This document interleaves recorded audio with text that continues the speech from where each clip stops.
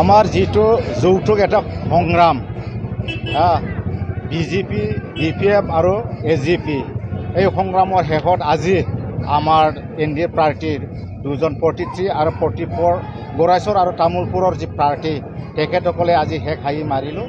এইটো খুব ভাল। আমি আমাৰ এই তামোলপুৰ সমষ্টি বা গোৰাইছৰ সমষ্টিৰ ভোটাৰসকলক আমি ধন্যবাদ যাচিছোঁ, যিনো আজি পাব্লিকে NDA যিটো গভৰ্ণমেণ্ট কৰিব গৈ আছে এই গভৰ্ণমেণ্টক বিশ্বাস কৰি পেলাই ৰাইজে আমাক NDA প্ৰাৰ্থী হিচাপে আমাক ভোটদান কৰিছোঁ।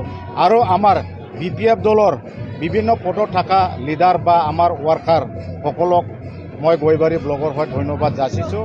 আৰু আপোনালোকৰ যিটো মিডিয়া আপোনালোকৰো যথেষ্ট ইয়াত সঁহাৰি আছে বুলি আমি ভাবোঁ। আমাক যথেষ্ট এই সংগ্ৰামত বা এই যুদ্ধত যথেষ্ট আমাক সহায় কৰিছে, এইটো আমি ক'ব লাগিব।